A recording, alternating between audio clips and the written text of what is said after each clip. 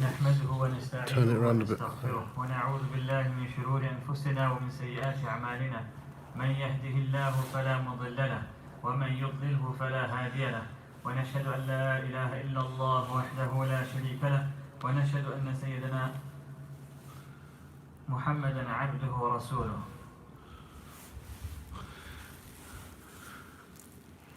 قال النبي صلى الله عليه وسلم لا يؤمن أحدكم حتى يكون هواه تبعا لما جئت به أو كما قال عليه الصلاة والسلام. Respected brothers and sisters, Assalamu alaikum wa rahmatullahi wa barakatuh. Wa alaikum assalam wa barakatuh. I initially had one topic in mind, which was about the Quran, but I kind of feel a need to speak about something else. And that is the present situation that we are in now. Usually in the month of Ramadan, at this time, the masjid will be full, or at least half full. And by Maghrib Adhan, it definitely surely will be full. Now I was wondering, why is it that the masjid is empty? I can count 1, 2, 3, 4, 5, 6, 7, 8, 9 people in the masjid. Where are everybody else? And what is it that is keeping them at home? Now some reasons do come to mind. And inshallah we hope, we have husnul dhan of everyone. And sometimes it's just a lack of understanding the priorities. Priorities in terms of a'mal and deeds also. One is to prioritize between the dunya and the akhirah. But then there's also priorities between a'mal, between good actions also.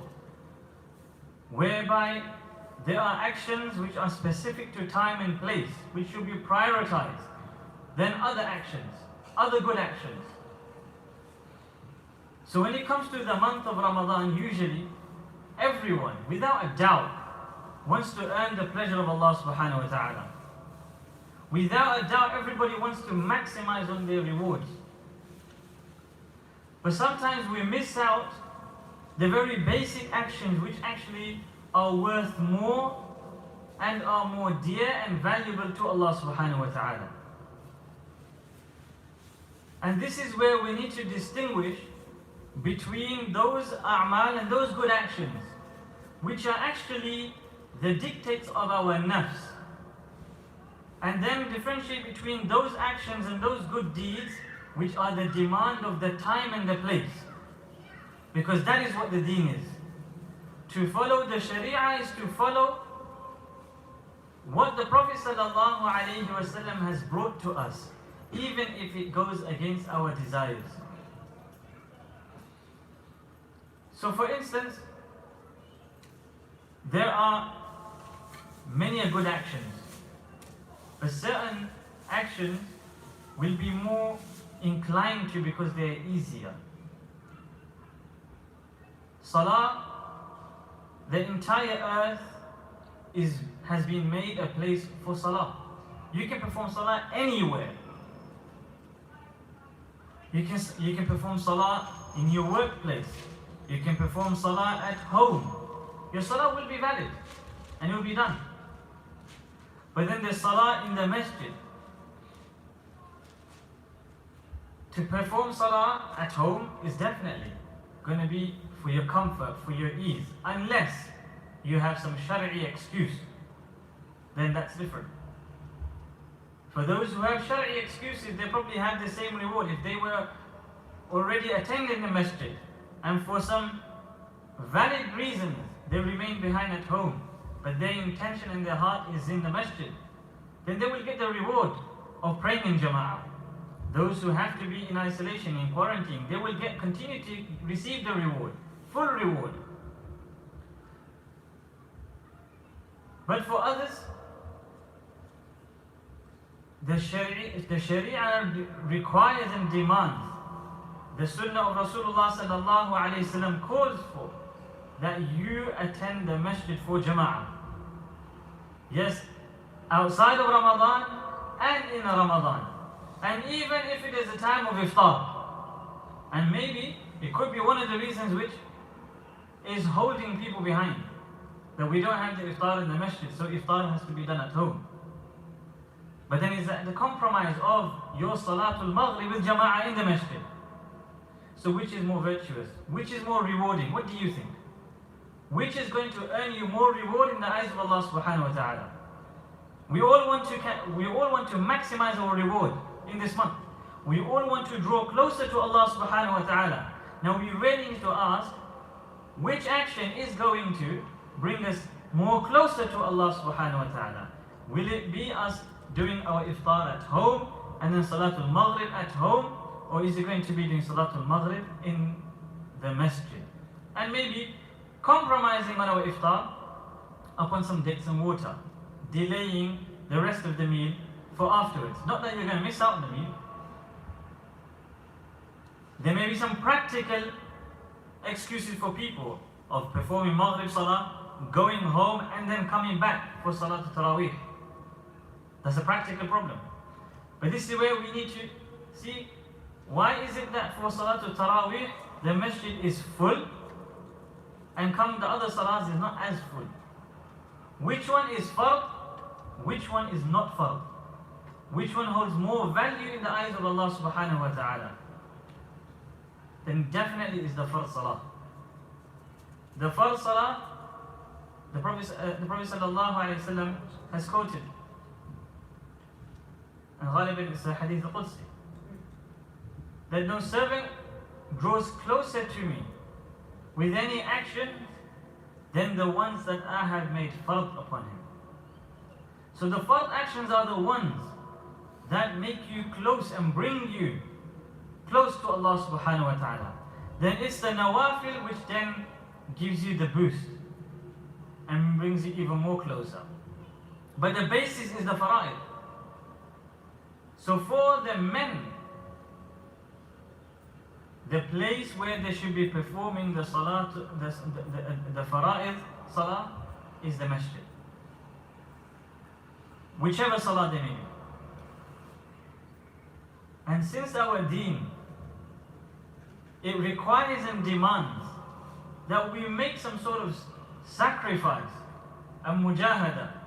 Nothing is going to be perfect, that whereby you can have your entire religious needs met at the same time as having all your comfort met as well. It's never been the case and never will be. Because Allah Ta'ala says, وَالَّذِينَ جَاهَدُوا فِينَا لَنَهْدِيَنَّهُمْ سُبُلَنَا. Because those who strive in our way, then we will open the doors for them. The deen calls for mujahada. It will require you to make sacrifices. So if you want to have your all 5 salahs in the masjid, then definitely it will require some sort of sacrifice. You'll be compromising on something, somewhere. And if in this case, in this month of Ramadan, what I would say is, if the need arises, that we will suffice on a small amount of iftar, or even having our iftar outside in the masjid where it's packed in our cars, but attending the fard salah and then remaining behind into Isha salah if need be, that would be the thing for you to do in order to maximize on the rewards. And definitely to see the masjid empty like this, it definitely needs addressing. So the aspect of food should never ever be the point of withholding from attending Salatul Maghrib in the masjid. Because to draw closer to Allah subhanahu wa ta'ala, then the bare minimum of the fard that you should attend to. And it brings with it numerous benefits. One is the emphasis and importance of performing the salah in congregation in the masjid. And we can understand that by Rasulullah sallallahu alayhi wa sallam's emphasis on it. Despite being rahmatul lil alameen, the mercy of the entire mankind. the compassion that the Prophet ﷺ had, the love that he had for his entire ummah, Muslim and non-Muslims, we can understand from the seerah.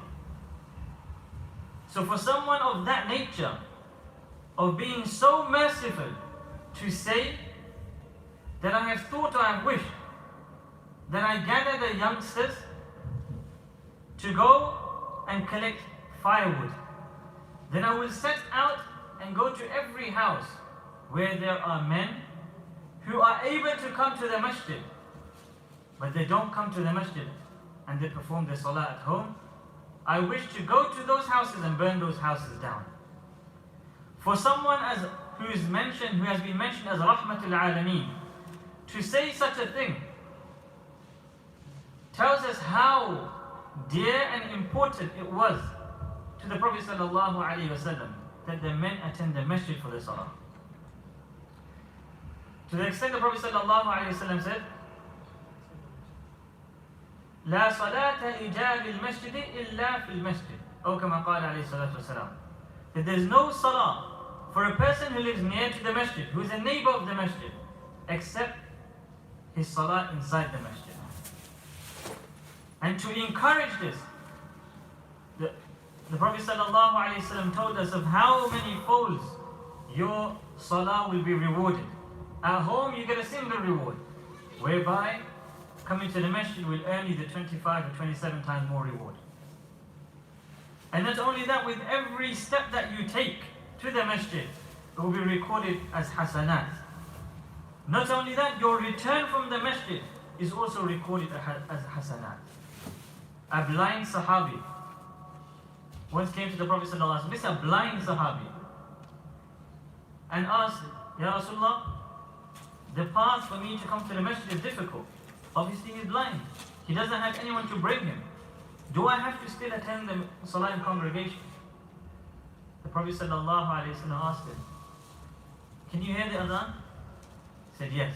He said, you must attend the masjid. This is a blind person. When the Prophet ﷺ was on his deathbed, where this is his last days of the dunya, he was carried into the masjid on the shoulders of Ali radiallahu anhu and Ghalib ibn Abbas radiallahu anhu. To that extent, on his last days again, when he was unable to come out to perform the salah and to lead the salah, and Abu Bakr radiallahu anhu was leading the salah, the Prophet ﷺ lifted the curtain, saw the congregation of Muslims upon whom he had made effort day and night standing in salah, and he smiled. That was the pleasure of Rasulullah ﷺ, to see his ummah, to see the men in the masjid performing their salah. This is what the Prophet ﷺ worked on, and this is what we need to really address. And not only for ourselves, but our family members, our neighbors. If we are already attending the masjid, then it demands that we also invite them to the masjid, those who are not coming. And that is the trait of the ummati of Rasulullah sallallahu alayhi wasallam. Those who follow the Prophet sallallahu alayhi wasallam, a trait of them Allah Ta'ala mentioned in the Quran, كنتم خير أمة أخرجت للناس تأمرون بالمعروف وتنهون عن المنكر وتؤمنون بالله. To qualify to be from amongst the best of nations, fulfill the criteria as Umar radiallahu anhu used to say. Otherwise you won't be from the best of nations. That is to enjoin the good, forbid the evil, and believe in Allah subhanahu wa ta'ala. So definitely calling people to the masjid is going to be considered to be da'watul tamma, as the muaddin calls out, Allahu Akbar, and he completes the adhan. We read the dua, Allahumma rabba hadihi da'wati tamma. That, O Lord, of this complete call, this call towards the house of Allah, this call towards the salah is da'wat tamma, where you find people not attending or something holding them back. This is where we need to encourage one another. وَتَعَاوَنُوا عَلَى الْبِرِّ وَالتَّقْوَى. Sometimes when we ponder over our plight as Muslims, why are we so weak Our strength is in our salah. Because the salah is which unifies us, which unites us on a daily basis, on a weekly basis, on a yearly basis. And the concept and the philosophy behind it is that this is what brings us together as an ummah. And when this is being broken down, we're already broken down in terms of the distancing from shoulder to shoulder. But if it's going to be further broken down, whereby we are going to take the ease of performing salah at home individually, even in this month of Ramadan, then come Eid and come the Jum'ahs, it will be an automatic decline. And that's what we have seen. When we thought this masjid was the only one open at the time for Jum'ah Salah, we thought it would be overwhelmingly, populated and packed out. It wasn't the case. And that's what it made me wonder. What is it really, what's really happening? That over the 1 year of this disease coming about, has our heart also become so polluted or ill that we are unable to come to the masjid despite being able to? I'm not addressing those people who are ill, those people who have symptoms, those people who are clinically or medically told to stay at home. Apart from them, there's many out there who are healthy and can attend with all the measures in place. We need to make that effort. Otherwise, we'll only see a decline. If this is a decline in the month of Ramadan, we can imagine what will be after Eid as well. May Allah subhanahu wa ta'ala give us tawfiq. There's a few minutes remaining, inshallah, to Adhan. And this is the time of acceptance.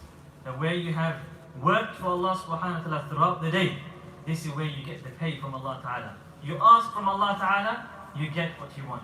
But don't be so selfish to ask for yourself only. Ask for the entire ummah. And the greatest need of the time is for guidance. Is that Allah ta'ala opens the doors of guidance for ourselves, for the people around us, for the entire ummah. May Allah ta'ala give us tawfiq.